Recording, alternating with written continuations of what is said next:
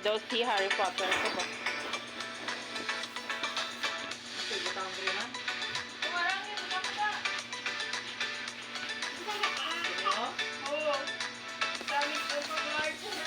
Kumuha na lang ang extra large na mi para komportable.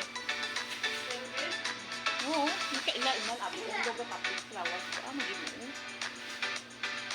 Naku na eh. Ano to nga? Bukat ko? May gintukat mo eh. Oo, XL. Tama lang siya.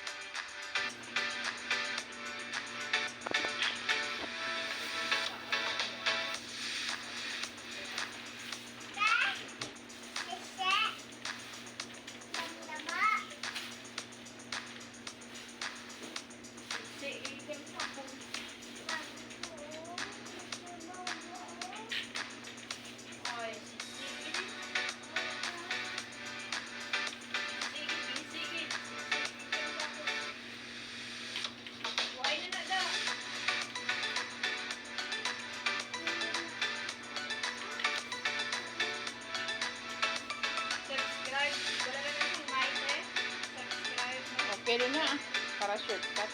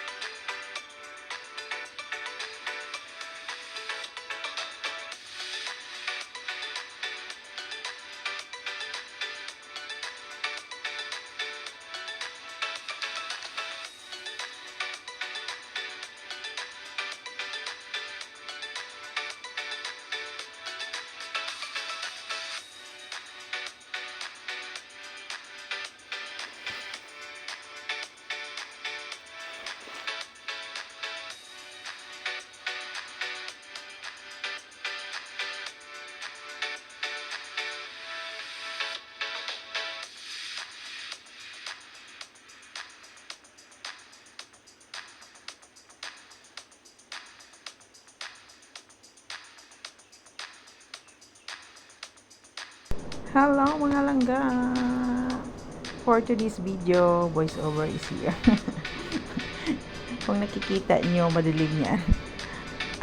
It's 1 a.m. in the morning kasi kinabukasan magpa-flight na ako. So, yung bayaw ko, siya yung nagpe-print na at siya yung yung gumagana ng mga printer at saka yung paano maglagay dyan. So, overtime yan siya. Dahil nga, syempre, yung patahian kasi overloaded dahil maraming nagpapagawa ng jersey.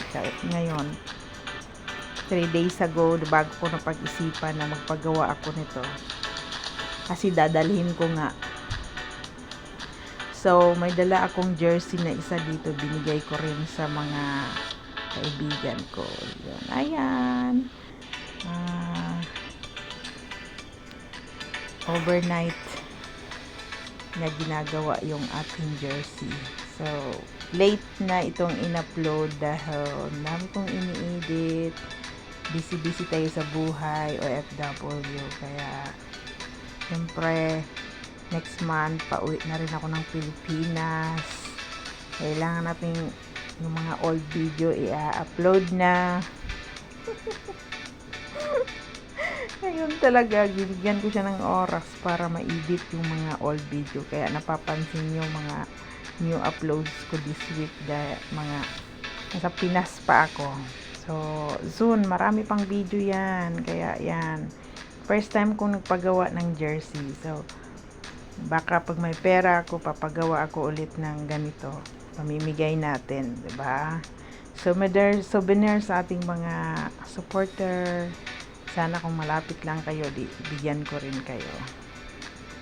Thank you guys for always supporting me. Appreciated and I love you all. Kaya enjoy lang sa ating pag-YT. YT pa more. Siyempre, even we are tired, but we are inspired. Not even if we have a little time for our YouTube channel. Pero of course, this is our stress reliever that we are talk to our subscribers and supporters. So appreciated. Thank you so much. Ayan, malapit na yung matapos.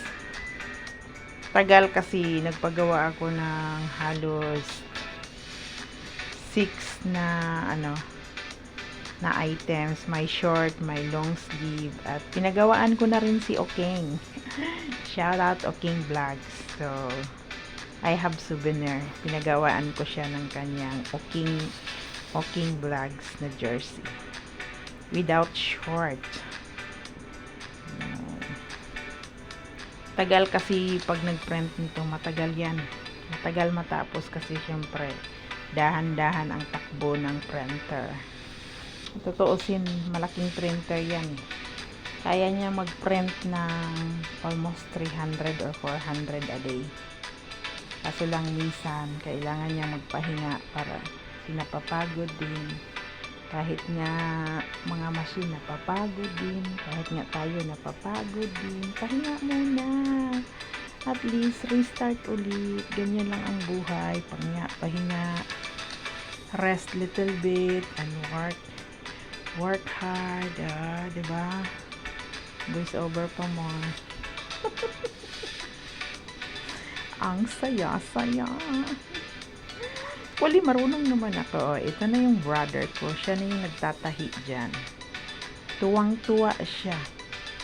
Dahil kung tutuusin, aalis ako ng alas 7. Yan, alam nyo anong oras? Alas 6.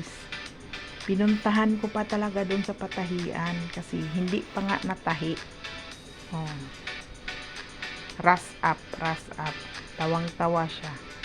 Kasi pinapagalitan ko na aalis na ako. 45 minutes na lang waiting. Hindi pa niya natapos. Ganon. Sana all. Ayan na si Inday. Nagpurma-purma na. TikTok pa more, paki-ay, laki ng katawan.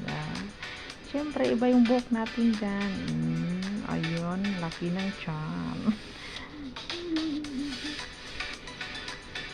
Binigay ko yung long sleeve kay Marlon. Pati yung short, pati tatlo yung sa kanya eh. Yan, may short. Ayan, kay Oking yan, Oking. Diba? Isa lang yung sa akin dyan, yung isa sa anak ko. Yan long sleeve.